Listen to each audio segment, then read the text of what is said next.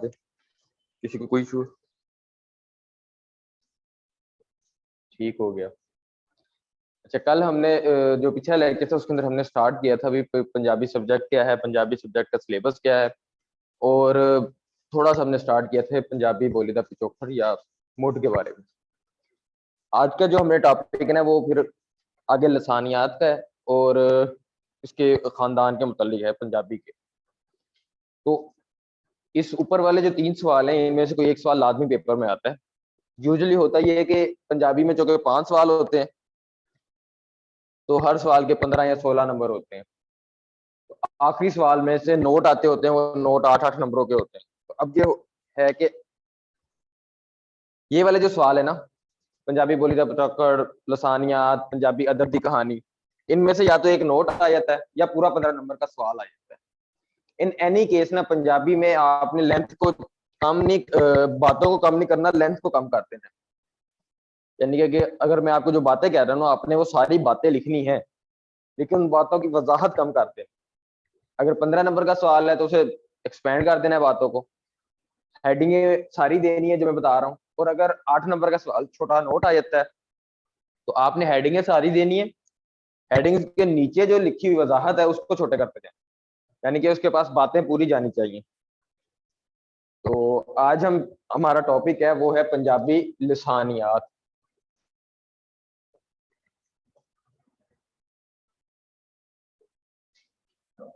PMS में ये पूरे 20 नंबर का आता है, तो इसमें आपने फिर उसमें तो पूरा लिखना होगा लिसानियात के बारे में या पिछोकड़ के बारे में। अब लिसानियात बेसिकली अंग्रेजी में बोलते हैं लिंग्विस्टिक्स को। लिंग्विस्टिक्स वो शोबा है या वो एक सब्जेक्ट है जिसके अंदर हम जुबान की हैयत, जुबान की ग्रामर, इस तरह की चीजों के ऊपर फोकस करते हैं। जुबान को 2 तरीकों से पढ़ा जाता है, या तो उसका लिटरेचर होता है, किसी भी जुबान को पढ़ने के लिए या तो लिटरेचर पढ़ा जाता है उसका या लिंग्विस्टिक्स पढ़ी जाती है। तो लिटरेचर में वो होता है जो उसके अदब में चीजें मौजूद होती हैं, जैसे नावल, गजलें, वो भी हमने पढ़ना है। और लिसानियात में वो चीजें होती हैं कि उस जुबान की हैयत क्या है, उस जुबान की तारीख क्या है, उस जुबान में है ऐसा क्या कि जो इसको बाकियों से मुनफरिद बनाता है।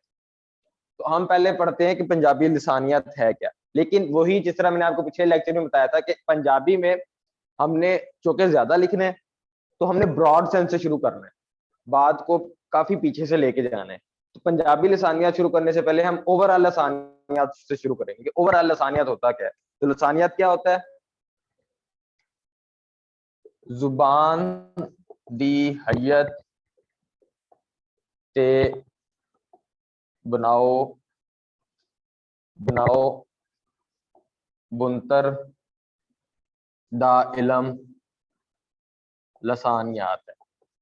ठीक है, पहले आपने उसको ये बताना है। हैयत मतलब बनाओ बुनतर, ये वही है, शेप, साइज, इसको सिर्फ पंजाबी में लिखा हुआ है। उसके बाद फिर आपने बताना है कि लसानियात में अगली चीज आती है जुबान का खानदान। हर जुबान जो है ना वो दूसरी जुबान से काफी हद तक मिलती जुलती है। आपको लगता होगा कि जो बरेसगीर की जुबानें वो आपस में मिलती जुलती हैं, जो यूरोप की जुबानें वो आपस में मिलती जुलती हैं। क्यों? क्योंकि उनका ना खानदान एक है, मतलब उनका ओरिजिन एक है, जो कि बाद में लोग दूर दूर चले गए तो उनमें डिफरेंस आता गया। इसके बाद फिर हमने देखने हैं जुबाना दे खानदान। जुबानों के खानदान जो हैं वो 4 बड़े खानदान हैं। इन 4 बड़े खानदानों से आगे दुनिया की सारी जुबानें निकलती हैं। वो 4 कौन कौन से हैं? पहला है आर्याई, फिर है सामी, हामी, मंगोली।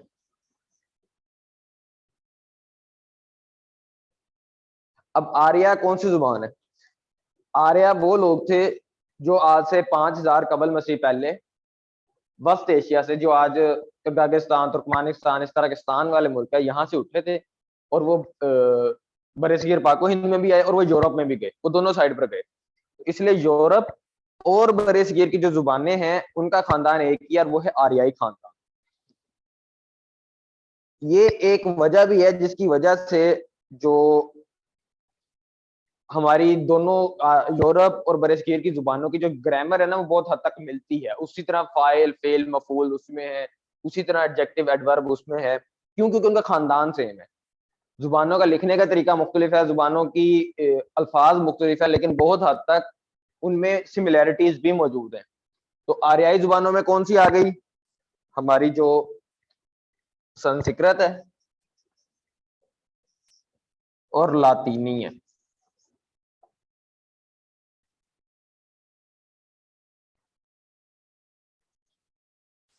और फारसी, ये तीन जुबानें जो ना मेन बड़ी जुबानें।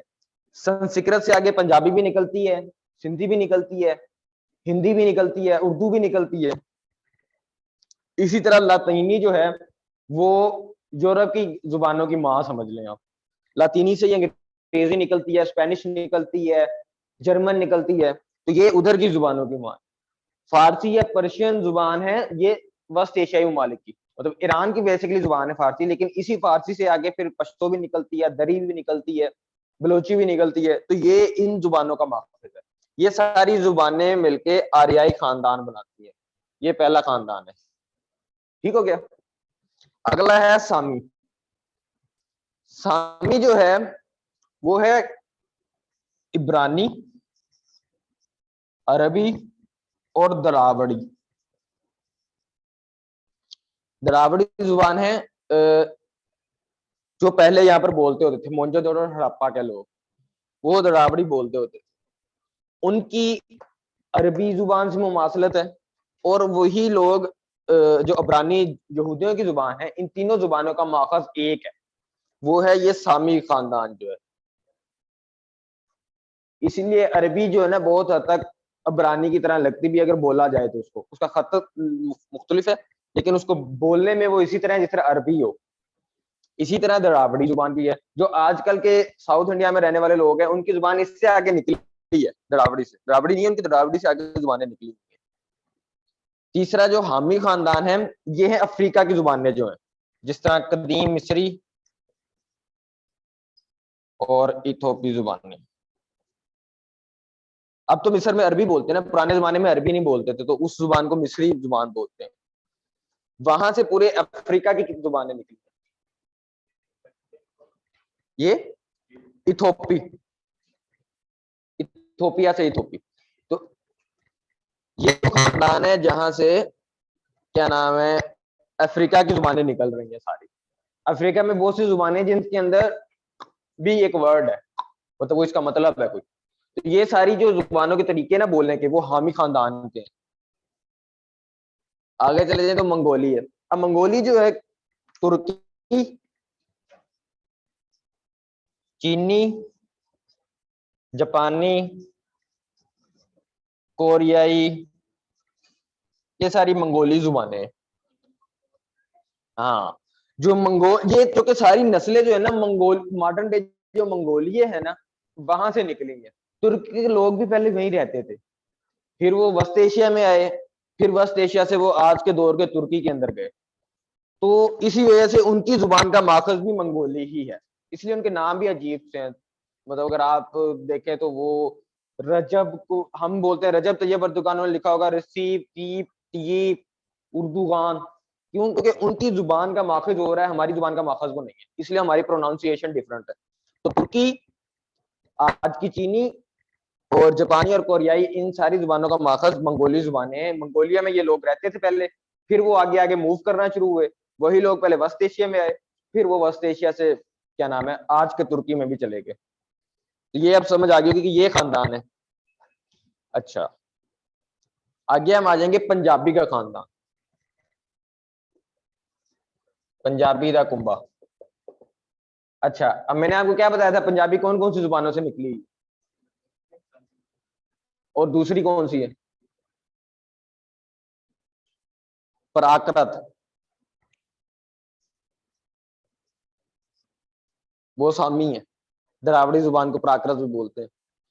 तो इस लिहाज से पंजाबी के कुंबे के बारे में भी दो राय हैं। एक राय है कि ये आर्याई कुंबा है इसका, और दूसरी राय है कि सामी कुंबा है इसका। क्योंकि इसके माखज के बारे में, ओरिजिन के बारे में दो राय मौजूद है, तो इसके कुंबे के बारे में भी दो राय मौजूद होगी। मैंने बताया था कि पंजाबी या तो संस्कृत से निकली है या प्राकृत से निकली है, जो कि दड़ावड़ी का दूसरा नाम है। तो इसका कुंबा या तो संस्कृत वाला होगा आर्याई, या तो सामी होगा जो कि प्राकृत का है। समझ आ गई? इसमें किसी को कोई कंफ्यूजन हो? नहीं, ये भाई नहीं है, ये बस वैसे नाम है उनकी चीजों के। नहीं, वो एक स्टोरीज ऐसी बनी हुई है कि कोई कहता है कि जी ये सारे जो है ना हजरत आदम अलैहिस्सलाम के, कोई हजरत नूह अलैहिस्सलाम के बेटे बोलता है। तो वो बातें वैसे बनी हुई है, ये पुराने जमाने के कबीले थे बेसिकली। वो कबीले फैलते गए दुनिया के अंदर। अब देखिए चारों मुख्तलिफ कोनों की जुबानें हैं, ये हर एक डिफरेंट कोने की है। इस मंगोली जो लोग हैं वो बाद में अमेरिका में भी चले गए, जो आज के नेटिव अमेरिकन मौजूद हैं वो मंगोली ही थे। ये इतनी पुराने जमाने की बात है। ये जो हामी है उन सब ने सारा अफ्रीका को आबाद किया। ये जो सामी है उन्होंने आज के इंडिया को आबाद किया था, लेकिन फिर बाद में उन्हें वहां से भगा दिया गया।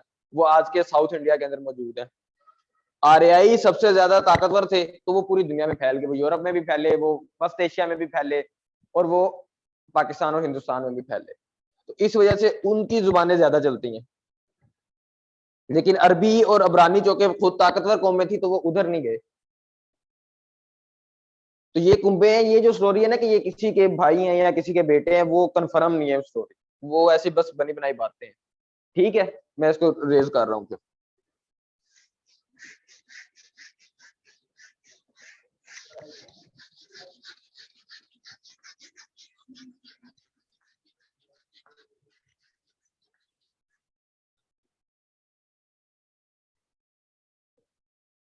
अब किसी भी पंजाब के ना डायलेक्ट्स होते हैं या लहजे होते हैं किसी भी जुबान के। अंग्रेजी के लहजे हैं, ब्रिटिश के अंदर ही, ब्रिटिश आइल्स के अंदर ही एक अंग्रेजी है, क्या नाम है, इंग्लैंड की। फिर एक है नॉर्दर्न की, फिर वेलिश इंग्लिश अलहदा है, स्कॉटिश इंग्लिश अलहदा है। तो चार लहजे तो अंग्रेजी के ही मौजूद हैं। इसी तरह हर जुबान के लहजे भी होते हैं। तो एक कहावत है कि कोई कहता है वी को उते लहजा बदल जाता है, जुबान बदल जाती है। वो ये होता है कि बेसिकली लहजा चेंज हो जाता है, जुबान वही होती है। अब हम आएंगे पंजाबी के लहजों के ऊपर।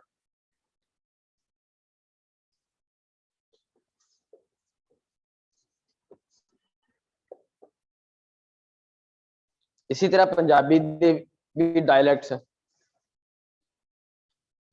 उन डायलेक्ट्स के लिहाज से ना पंजाबी को तकसीम किया गया है अंबाला, जलंधर,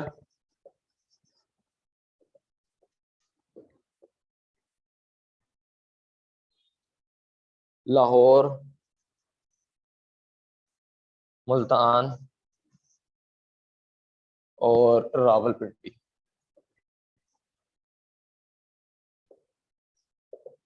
मतलब ये वो मेजर शहर हैं जिनके इर्द गिर्द सारे वो चलते हैं, लहजे चलते हैं। ठीक है।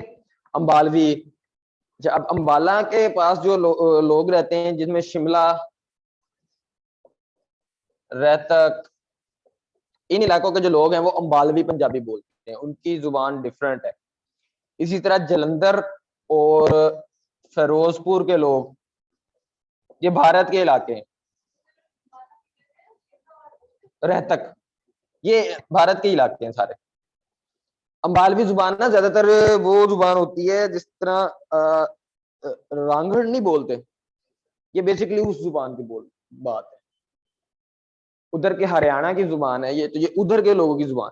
इसी तरह जलंधर जो है वो आज के जलंधर और फिरोजपुर की। आप देखेंगे जो सिख फिल्मों के अंदर पंजाबी बोल रहे होते हैं वो थोड़ी डिफरेंट होती है हमारी पंजाबी से जो आप सुनते हैं, वो इसलिए क्योंकि उनका लहजा जलंधरी है। हमारा है, हाँ वो भी इंडिया में है ना, इसलिए वो सिख भी तो इंडिया में ही है ना, इसलिए उनका लहजा डिफरेंट है। नहीं, कोई भी जुबान जो असल किसी के पास भी नहीं होती, हर जुबान का अपना अपना लहजा होता है। जो कि पुराने जमाने में फासले इतने ज्यादा होते थे तो वो लहजे डिफरेंट आते वो हो जाते थे, आबो हवा मुख्तलिफ थी तो बोलने के तरीके मुख्तलिफ हो जाते हैं। कोई भी जुबान किसी की भी ठीक नहीं होती। तो अगर उस लिहाज से चले तो लाहौर की जुबान ज्यादा सही होनी चाहिए, क्योंकि लाहौर कैपिटल था पंजाब का सदियों से। कैपिटल की जुबान सही होनी चाहिए ना, अगर जुबान सही माननी चाहिए तो तब भी उनकी जुबान नहीं सही बनती। तो अगला लहजा है लाहौर का। लाहौर मतलब लाहौर के इर्द गिर्द जो लोग रहते हैं, गुजरावाला, सियालकोट, गुरदासपुर,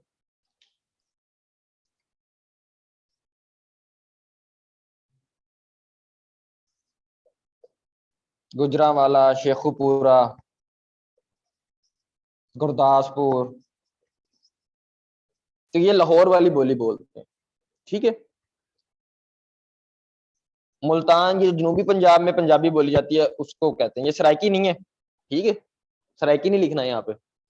जो मुल्तान में बोली जाती है वो जो जनूबी पंजाब के लोग बोलते हैं। तो यहाँ पर हमारी पंजाबी थोड़ी डिफरेंट होती है। मैं खुद, मेरा बैकग्राउंड फैसलाबाद से है, मैं पंजाबी हूँ, क्योंकि मैं मुल्तान में रहा हूँ तो मेरा लहजा पंजाबी वाली, जनूबी पंजाब वाली मुल्तान वाला हो गया। मैं जब फैसलाबाद जाता हूँ अपने कजन के बाद, उनकी लहजा लाहौर वाला होता है, तो डिफरेंस होता है। हम कुछ अल्फाज को कुछ बोलते हैं, वो कुछ बोलते हैं, तो ये लहजा इसी तरह डिफरेंस क्रिएट होता रहता है। दूर दूर रहते हैं लोग, वहीं पे पढ़ते बढ़ते अपने माहौल में देखते हैं जो जुबानें वो बोल रहे होते हैं, तो उनका लहजा बिल्कुल डिफरेंट हो जाता है। ये चार खान। अगला है पिंडी का खानदान। पिंडी का जो लहजा है, ये हम देखते जाते हैं, झेलम में बोला जाता है, अटक में बोला जाता है। नहीं, वो पंजाबी है, उसको पोठोहारी पंजाबी बोलते हैं। वो पोठोहारी पंजाबी, वो सराइकी नहीं है, वो पंजाबी ही है। जो सराइकी बोली जाती है उसके लहजे हैं, सराइकी के लहजे और हैं, वो डेरा, डेरा गाजी खां वाला लहजा, मुल्तान की सराइकी का लहजा, फिर बहावलपुर की सराइकी होती है, वो अलग डिबेट है।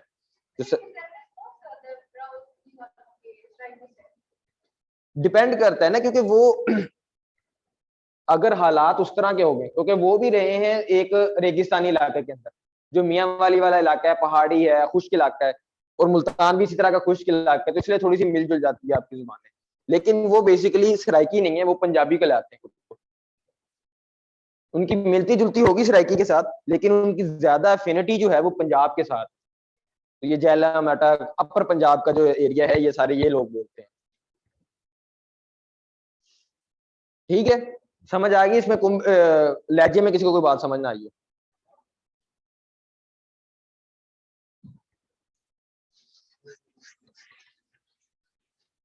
ये देखे ना, अब फर्ज करे छोटा सवाल आ जाता तो मैं इस तरह ये पॉइंट बना के लिख देता।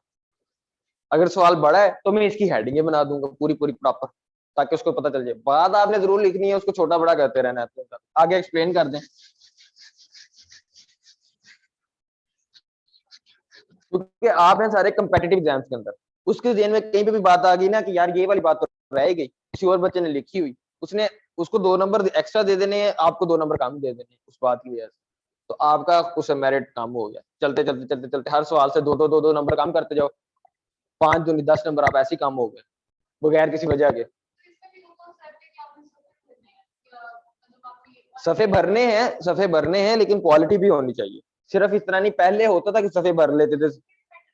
हाँ, सीएसएस में पहले होता था कि सारे पेपरों में ही सफे भरने होते थे, लेकिन अब जो कि कंपटीशन टफ हो गया है, सिर्फ सफे नहीं भरने, आपने क्वालिटी भी उसको दिखानी है। आपने उसको दिखाना है कि आपको चीजें पता है, आपने ऐसे कहानियां नहीं कराई हुई। आगे हम आते हैं इसके पंजाबी के रस्मुल खत के ऊपर। रस्मुल खत होता है लिखने का तरीका। अब देखें, लसानियत में हम क्या पढ़ रहे हैं, उसका माखज पढ़ रहे हैं, हम उसके लहजे पढ़ रहे हैं। अब हम पढ़ रहे हैं कि वो लिखते किस तरह है। यही होता है लसानियत के अंदर। हमने कोई पंजाबी का ये अभी तक एक लफ्ज नहीं मेरे ख्याल पढ़ा होगा या लिखा होगा मैंने यहाँ पे, लेकिन मैं ये सिर्फ आपको बता रहा हूँ कि पंजाबी है क्या बेसिकली। तो यही होती है लसानियत, जुबान का इलम। अच्छा, अब लहजे भी ना, पंजाबी के 2 लहजे। रस्मुल खत मतलब होता है लिखने का तरीका, रिवाज या तरीका। ये जो हम है, ये है पर्शियन रस्मुल खत है, इस रस्मुल खत को पर्शियन बोलते हैं। लेकिन सिख जो है वो आपने देखा होगा वो डिफरेंट रस्मुल खत में लिखते हैं, उसको बोला जाता है, अब रस्मुल खत है 2, फारसी और गोरमुखी। जो सिखों का रस्मुल खत है उसको बोला जाता है गोरमुखी रस्मुल खत। अब इसमें मैं ये कहता होता था क्योंकि फारसी रस्मुल खत ज्यादा ठीक है। क्यों ठीक है? कि मुडेला अदब जो है वो फारसी में है, मतलब हजरत बाबा फरीदगंज चकर ने, मुआज़ नौशागंज बख्श ने, उन्होंने फारसी जुबान इस्तेमाल की। यानी कि जिन्होंने जो फारसी के बानियों में से हैं, उन्होंने जो पंजाबी के बानियों में से हैं, उन्होंने जो कि फारसी रस्मुल खत इस्तेमाल किया, तो इसलिए फारसी रस्मुल खत बेहतर है। हाँ, मुड आगाज वाला, स्टार्ट वाला। दूसरी मेन बात है कि जो सिखों के बानी है, सिख मजहब के बानी है, बाबा गुरु नानक, उन्होंने भी फारसी जुबान, फारसी रस्मुल खत इस्तेमाल किया, जो खुद सिखों के बानी है। तो इस वजह से फारसी रस्मुल खत की अहमियत ज्यादा है पंजाबी के अंदर बनिस्बत सिखों के गौरमुखी रस्मुल खत की। फारसी में ऐसी सिंपल जिस तरह उर्दू में लिखते हैं, फारसी में नहीं। अच्छा, जो गौरमुखी रस्मुल खत है ना, उसको इजाद किया है दूजे गुरु देव सिंह ने मेरा। तो दूजे गुरु ने ये गौरमुखी रस्मुल खत इजाद किया था। अब उन्होंने गौरमुखी रस्मुल खत इसलिए इजाद किया है ताकि वो आम पंजाबी से खुद को हटा सके। गुरु, दूजे गुरु ने ये इजाद किया है, ठीक है। पहले गुरु ने, जो बाबा गुरु नानक थे, उन्होंने फारसी इस्तेमाल की। दूसरे गुरु ने इसको फारसी को इस्तेमाल नहीं किया। क्यों? क्योंकि उसके बाद सिखों ने अपनी आइडेंटिटी डिफरेंट करना शुरू कर दी। बाबा गुरु नानक के दौर में सिख मजहब की कोई आइडेंटिटी नहीं थी, वो खुद को मुसलमान ही कहलाते थे। दूसरे गुरु में आके उन्होंने अपना मजहब चेंज किया। उनका नहीं कि हम, दूसरे गुरु ने कहा हम अलहदा हैं, हम मुसलमान नहीं है, हम सिख हैं। तो जब उन्होंने खुद को अलहदा करना था, किसी भी कौम ने दूसरी कौम से अलहदा करना था, वो पहले अपनी जुबान चेंज करती है उसके साथ। उर्दू हिंदी तनाजा शुरू हुआ पाकिस्तान और इंडिया की लड़ाई से, जुबान चेंज हुई सबसे पहले। तो जुबान चेंज होती है तो एक कौम फिर दूसरी कौम से खुद को अलहदा कर लेती है। तो इसी तरह जब सिखों ने मुसलमानों से खुद को अलहदा करना था, उन्होंने गौरमुखी रस्मुल खत इजाद किया, जो आज हम देखते हैं। और उसमें से जो टर्किश जुबान है ना, तुर्की सोतियात, उनको निकालना शुरू कर दिया। अब कुछ जुबान, तुर्की के चौके लोग यहाँ पे रहते रहे, तो उनकी जुबान हमारी जुबान के अंदर शामिल होती गई, गौरमुखी रस्म, तो वो पंजाबी के अंदर भी, उर्दू के अंदर भी। तो इस वजह से उन्होंने उसको निकाल दिया। क्योंकि तुर्क मुसलमान थे, उनका मुसलमानों की हर चीज निकाल दो। तो मुसलमान, तुर्की में बोली जाने वाले तुर्की अल्फाज की जुबानें, या मतलब तुर्की लहजे की बातें। हाँ हाँ, मुगल मंगोल थे। जो गोरी था वो तुर्क था, जो गजनवी था वो तुर्क था। ठीक है, तुर्क और मंगोल जो डिफरेंट चीजें, वो खुद को अलग-अलग कहते हैं। लेकिन मुगल मंगोल थे, जो ये थे दिल्ली सल्तनत के लोधी खानदान, और क्या नाम है, गोरी, गजनवी, ये सारे जो थे ये तुर्की थे। ये खुद को तुर्क कहलाते थे। नहीं, वो तुर्की है। अफगानिस्तान उस वक्त अफगान आइडेंटिटी नहीं थी, पश्तून कोई आइडेंटिटी नहीं थी। बेसिकली वहां तुर्क लोग रहते थे। मैंने आपको बताया ना, तुर्क वेस्ट एशिया में रहते हैं, और क्या नाम है, आज के तुर्की में रहते हैं। असल उनका घर वेस्ट एशिया था। ये तो जो आपको अभी सल्तनत उस्मानिया वाले तुर्क नजर आते हैं ना, वो हुआ ये था कि चूंकि मंगोलों ने हमला करना शुरू किया, तो वो उनसे भागकर वहां जाना शुरू हो गए।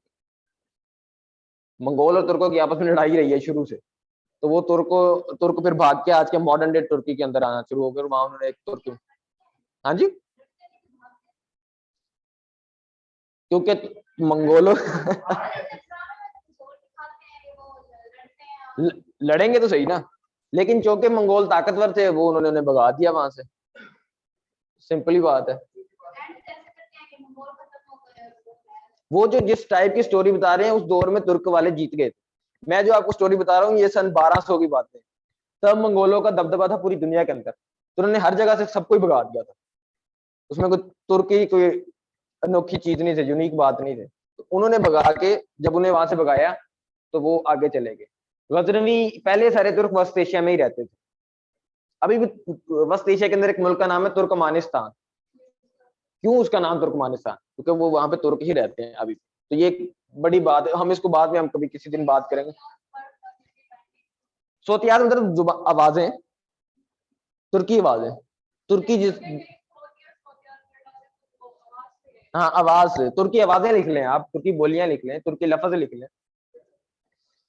ठीक है, दो रस्मुल खत हैं, एक फारसी और गोरमुखी। गोरमुखी सिखों का मजहबी रस्मुल खत है, इसमें ये भी ऐड कर लें,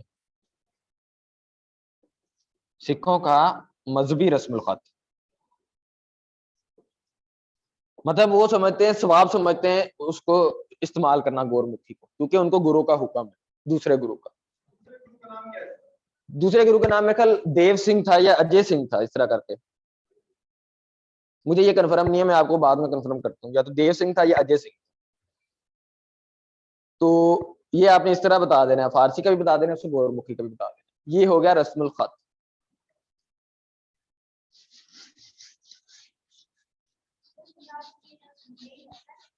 है। हाँ होता है, हाँ होता है। एच भी बोल सकते हैं, यूज डिपेंड करता है कहाँ यूज कर रहे हैं। अच्छा, ये मेन थी लसानियात, बाकी मुहावरे और आखा हैं। देव सिंह ये, ठीक है। मुहावरे और आखा, ये दो चीजें इसके बाद आपने लिखनी है लसानियात के अंदर। तो मुहावरे सिंपली जो मुहावरे होते हैं कि जी बनारसी ठग, बड़ा ठग है जी, उसको मतलब पंजाबी में बनारसी ठग है। इसी तरह आंखें में बोले जो तजुर्बे का निचोड़ होती हैं। आपने इस तरह याद रखना है कि जो आखा है वो पूरा पूरा फिक्रा होगा, मतलब बिल बतोड़ी नासा चोड़ी, ये पूरा फिक्र है, ये आखा है। ठीक है, और इसी तरह है बुढ़ी कोड़ी लाल लगाम, पूरा फिक्रा आ गया ना, वो आखा होती हैं। मुहावरे छोटे छोटे होते हैं, दो तीन लफ्ज वाले, बनारसी ठग हो गया, और इसी तरह के जो बाकी चीजें हैं, ये इसके बारे में लिख देना। ये आप देख लीजिएगा, ये कोई मुश्किल चीज नहीं है इसमें। ठीक है, अब लसानियात में क्या क्या चीजें आपने पहले लिखनी है। पहले आपने जुबानों के कुंबे लिखने हैं। जुबानों के कुंबे कितने थे? 4, आर्याई, सामी, हामी और मंगोली। ठीक है, पंजाबी का कुंबा कौन सा है? या तो आर्याई है, या दूसरा कौन सा है? हाँ सामी, प्राकृत वाला। ठीक हो गया। पंजाबी का कुंबा बताने के बाद आपने पंजाबी के लहजे बताने हैं। लहजे कौन कौन से हैं? एक, हाँ ठीक हो गया। इनके आगे शहर है, उनके इर्द गिर्द के शहरों के आपने बता देना। ये 5 लहजे हैं पंजाबी के। उसके बाद आपने बताना है रस्मुल खत का। रस्मुल खत कौन कौन से हैं? गोरमुखी। ठीक हो गया। जो गोरमुखी है वो सिखों का मजहबी रस्मुल खत है, दूसरे गुरु ने इसको इजाद किया है, और वो इसको एक इबादत के तौर पर इस्तेमाल करते हैं। फारसी रस्मुल खत पंजाबी का असली रस्मुल खत है। बाबा गुरु नानक ने भी फारसी रस्मुल खत इस्तेमाल किया, बाबा फरीद गंज शकर ने, मुआज नूजा गंज बख्श ने। तो पंजाबी का ज्यादातर अदब फारसी रस्मुल खत के अंदर है। सिर्फ सिखों का मजहबी जो चीजें है ना, वो गोरमुखी के अंदर है। हाँ नहीं, वो सिख जो है, भारत वाला जो पंजाब है वो गोरमुखी इस्तेमाल करता है, जो पाकिस्तान वाला पंजाब है वो फारसी इस्तेमाल करता है। अब टोटल डिवाइड हो गई है।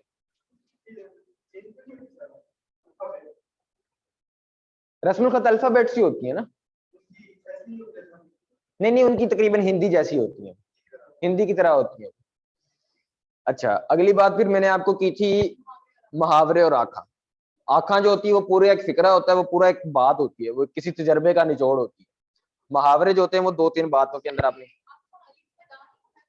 हम्म, अलिफ मद्दाम नहीं होता पंजाबी के अंदर ना, ये होता है अलिफ के ऊपर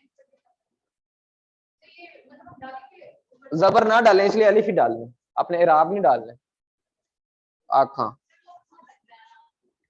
नहीं, वो पढ़ने में थोड़ा लगेगा, आपको फील होगा, लेकिन असल में कोई मसला नहीं इसमें है, नहीं उसके अंदर अलिफ मद्दा, तो फिर हम किस तरह लिखें?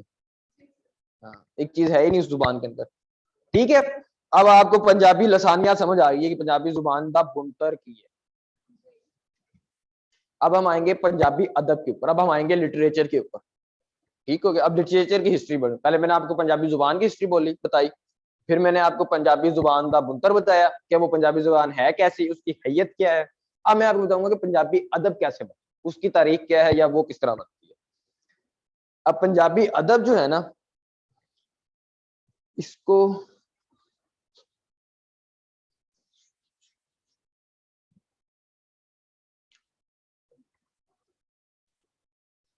पंजाबी अदब, ठीक है, ये बताया है हमें अब्दुल गफूर कुरैशी साहब अपनी किताब के अंदर। इसकी क्लासिफिकेशन में वो इस्तेमाल कर रहा हूँ जो अब्दुल गफूर कुरैशी ने अपनी किताब के अंदर इस्तेमाल किया। ये हमारे रिकमेंडेड बुक्स के अंदर है, पंजाबी अदब दी, उस किताब का नाम है दी किताब पंजाबी अदब दी कहानी।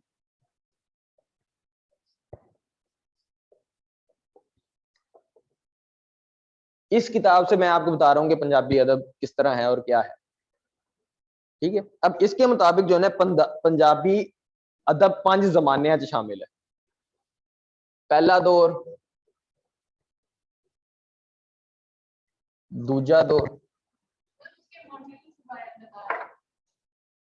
मॉड्यूल नहीं, एजिस, एजिस है ये। दूजा दौर, तीजा दौर, चौथा दौर, पंजवां दौर। ये नीचे वाला दिख रहा है चौथा दौर जो लिखा हुआ है, ठीक है। अच्छा, पहला दौर जो है वो 580 हिजरी से 1000 हिजरी तक। ये हिजरी के अंदर है क्योंकि पंजाबी के ऊपर इस्लाम का बहुत ज्यादा असर है। पंजाबी की जो पहली शुरू हुई है वो पंजाबी इस्लाम से शुरू होती है। तो ये वो अदब है जिसके अंदर दौर है जिसमें बाबा फरीद गंज बख्श ने अपनी शायरी कही, बख्श ने शायरी की थी, ठीक है, 580 से 1000 हिजरी के अंदर। और इसके अंदर इसके अलावा हमें हजरत शाह आलम,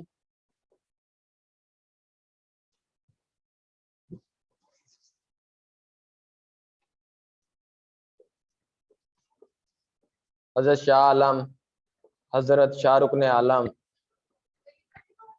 ये पहला दौर ही चल रहा है। तो ये बड़े बड़े शायर उसके अंदर मौजूद हैं। सुल्तान बाहू, नहीं, वो शाह अब्दुल लतीफ भटाई है। नहीं, इनकी शायरी फारसी में या फिर पंजाबी के अंदर है, सराकी के अंदर नहीं है। अच्छा, ये वो बड़े बड़े नाम मिलते हैं हमें पहले दौर के अंदर।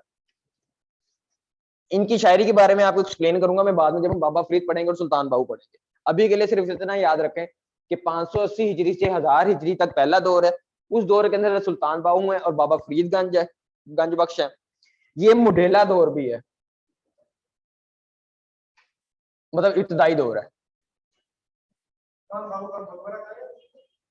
जंग वो शोरकोट के पास है, ठीक हो गया। दूजा दौर जो है वो 1000 से 1000 तो 1100 हिजरी है।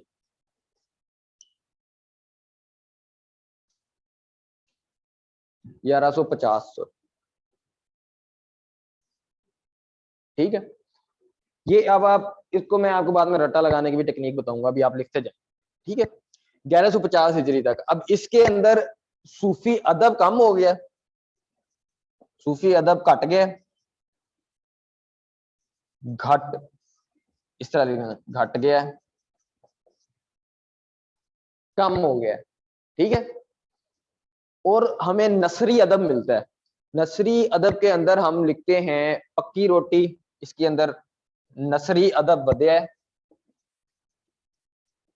वध्या, बढ़ गया, ठीक है। उसके अंदर आ जाती है, ये दूसरा दौर चल रहा है, पक्की रोटी, मिस्सी रोटी, ठीक है। इस तरह की किताबें लिखी गई। ये किताबें हैं फिक्के की किताबें। आपको लग रहा होगा कि ये पता नहीं खाने पकाने की कुकिंग की बुक है, लेकिन ये असल में फिक्के की किताबें हैं ये। हाँ, लेकिन इसके नाम पे नहीं जाना, ये कुकिंग बुक्स नहीं है, ये है फिक्के की किताब है। इसके अंदर मसले लिखे हुए कि नमाज किस तरह पढ़ते हैं, रोजा किस तरह रखते हैं, ज़कात किस तरह देते हैं, ये बातें लिखी गई हैं। हाँ मिस्सी रोटी, फिक्का से रिलेटेड है। नसरी अदब, मौलवी नूर मोहम्मद, खैरुद्दीन, ये बड़े बड़े नाम है इस अदब के। ठीक है, ये जब हम पीएमएस वाले सिलेबस में आपको ना ये रोटी वाली भी समझाऊंगा ये क्या है। अभी के लिए आप इतना याद रखें कि ये फिक्के की किताबें हैं। लोगों को उस दौर में बेसिकली पहले 2-3 दौर के अंदर, नहीं नहीं इनके राइटर नहीं पता हमें, ये इन किताबों के राइटर नहीं हमें पता, ये अलग है। हाँ इस दौर के मशहूर जिसको कह ले कि अदीब, जो पहले 2 दौर है ना, जो कि उस दौर में अभी इस्लाम फैला नहीं था, यहाँ ज्यादातर लोग हिंदू थे, तो उनको मुसलमान करने के लिए यहाँ पर बड़े बड़े सूफी आए हैं और बड़े बड़े उलमा पैदा हुए। उन्होंने हमें हमारी जुबान के अंदर समझाने के लिए शायरी की और इस तरह की किताबें लिखी। अगर वो लिख दें इस्लाम के असूल तो कोई हिंदू उठाएगा ही नहीं उस किताब को, कहेगा ये क्या किताब है। पक्की रोटी के कहने का क्या मतलब है कि एक पक्का काम, तुम्हारा अकीदा पक्का होगा इससे, इसका मतलब ये है पक्की रोटी अच्छी चीज, वो फिर वो उस किताब को पढ़ेगा। हाँ पंजाबी में ट्रांसलेट किया, जिन किताबों का मैं ऑथर नहीं पता, मैं उसकी लॉजिक बता रहा हूँ कि इसके नाम इस तरह के क्यों। ट्रांसलेटेड बुक है पंजाबी के अंदर, हाँ जी। तो ये दूसरा अदब है। तो सूफी अदब कट गया, नसरी अदब बढ़ है जिसमें पक्की रोटी और मिस्सी रोटी आ गई है। अब हम आते हैं तीजे दौर के ऊपर।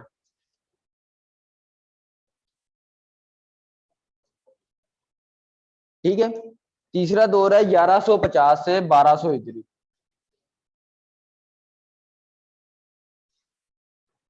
अब ये इतने 50 साल के अरसे को इतना बड़ा दौर क्यों कह दिया है, क्योंकि इसके अंदर हीर वारिस शाह मिलती हैं,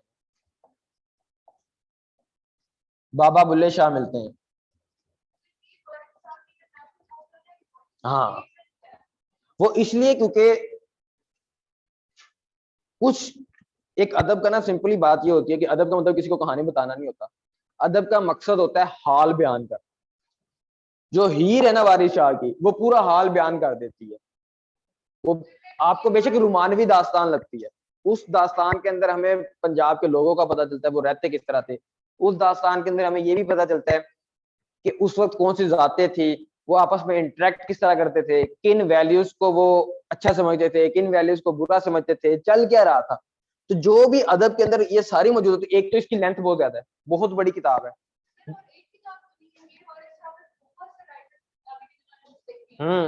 लेकिन वारिस शाह वाली इसलिए मशहूर है क्योंकि उसको डिटेल में बताया गया है और उसकी समझ आने वाली है।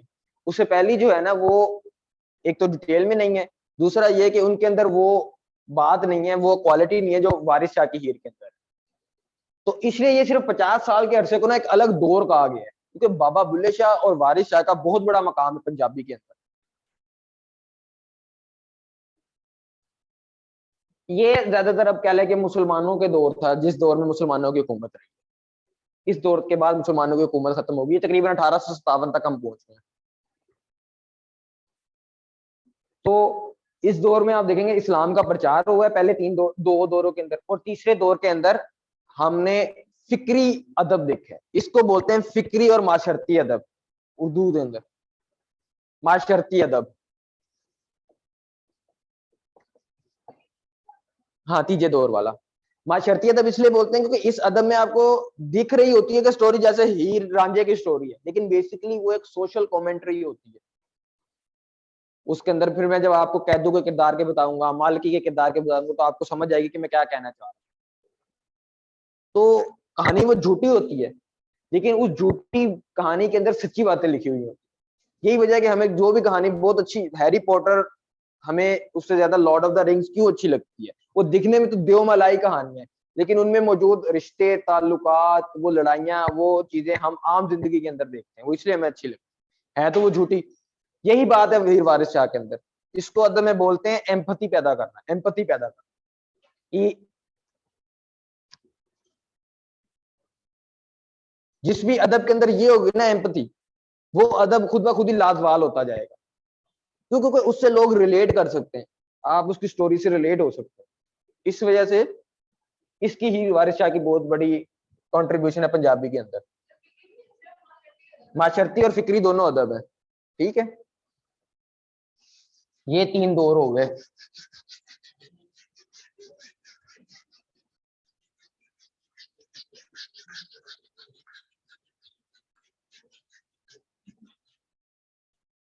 ये अच्छा, अब हम आते हैं चौथे दौर के अंदर।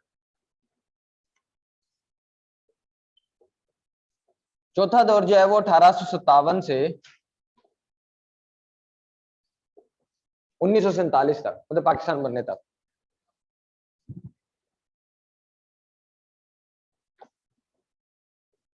ये वो दौर है जब हम अंग्रेजों की गुलामी के अंदर थे, मतलब ये गुलामी वाला दौर है, गुलामी का दौर। हाँ, इस दौर के अंदर सिखों का अदब ज्यादा बढ़ा है, सिखा दा अदब वधिया। हाँ, इस तरह की किताबें लिखी गई। दूसरा ये है कि जिस तरह अंग्रेज लिखते थे, पंजाबी और उर्दू लोगों ने भी उसी तरह लिखना शुरू किया, यानी कि अंग्रेजी अदब दियां शाखा पंजाबी विच आईयां। ठीक है।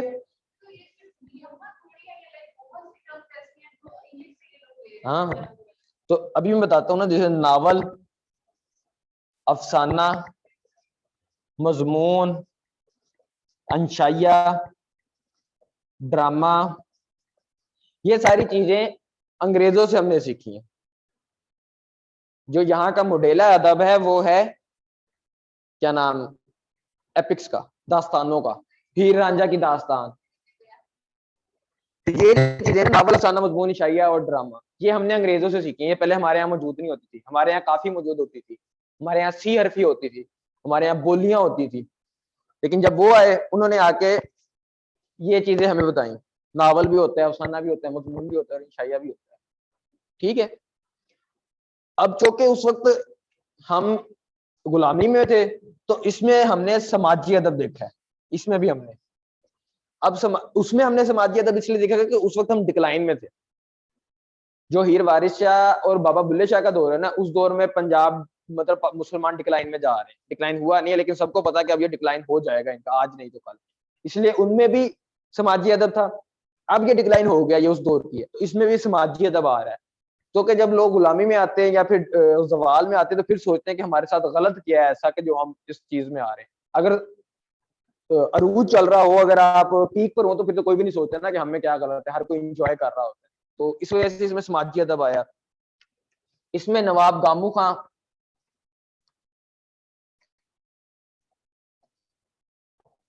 मौला बख्श कुश्ता,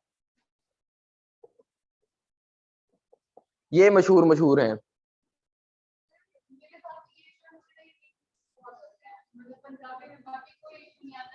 कोई नहीं है ना लिखे नाम, ये बातें तो आपको याद रहेंगी ना, इसमें तो कोई इतनी बड़ी मोटी बात नहीं है। तारीखें याद रखनी है वो जो मैं बता रहा हूँ दौर की, और ये नीचे वाली बातें याद रखनी है। ये नेम बेशक भूल ना लिखे, कोई मसला नहीं। सर, गामू खान।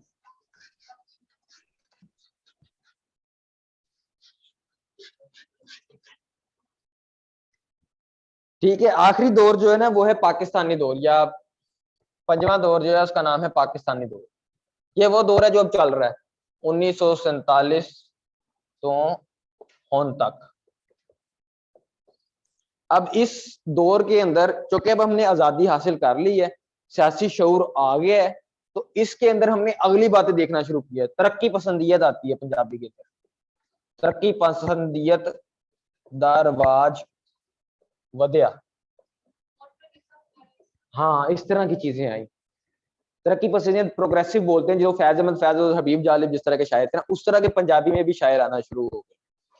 और इशफाक अहमद का बहुत बड़ा नाम आया, डॉक्टर फकीर मोहम्मद फकीर,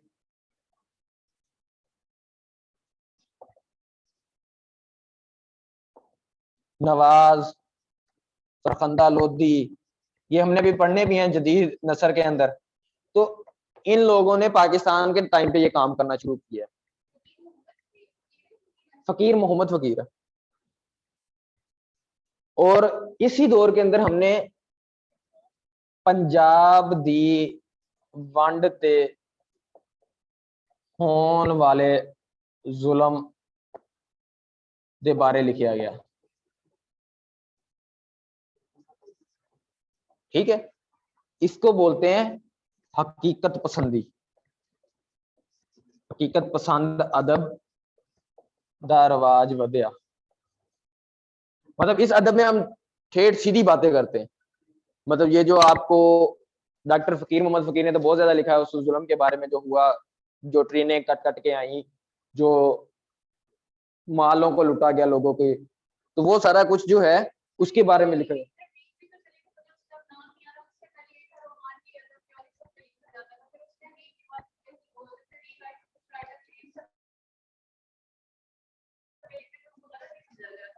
नहीं, वो कोई मसला नहीं होता, जिस मर्जी चीज पे आप लिखें, बात ये होती है कि वो बात रेलेवेंट होनी चाहिए। राइटर कोई भी किसी भी चीज के ऊपर लिख रहा है वो ठीक भी लिख सकता है, रोमानवी चीजें भी आज तक रेलेवेंट है, प्यार मोहब्बत अभी भी होता है लोगों को, लेकिन ये चीजें भी रेलेवेंट होगी। हकीकत पसंद अदब, हकीकत पसंद अदब आता है ज्यादातर इसमें गम, दुख, तकलीफ, उन बातों को लिखा जाता है। तो चौके पंजाब की वंड पे बहुत जुल्म हुआ था, एस्टिमेट किया जाता है 2 मिलियन लोग मरे थे दोनों तरफ, डिवाइड।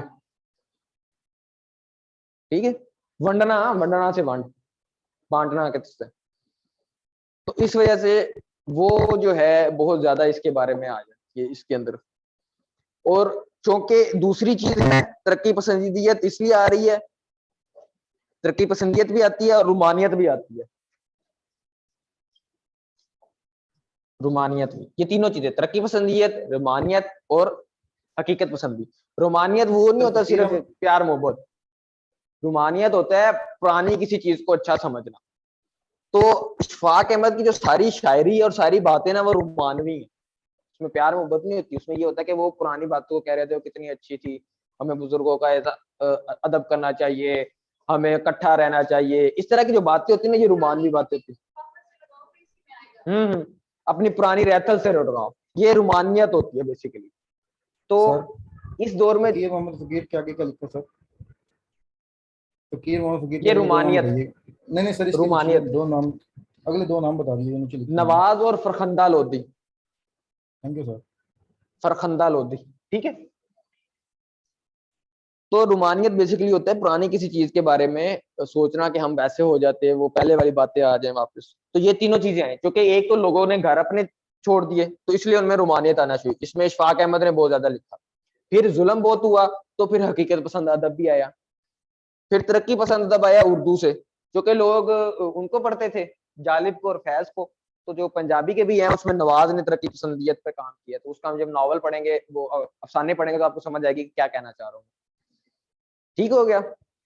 अब आपका पहला जो हिस्सा है वो पूरा हो गया है पंजाबी जुबान का। अब आपका पंजाबी जुबान का बैकग्राउंड पता है, उसकी लिंग्विस्टिक्स पता है, और उसमें जो लिटरेचर है उसकी क्या स्टोरी है वो आपको पता है।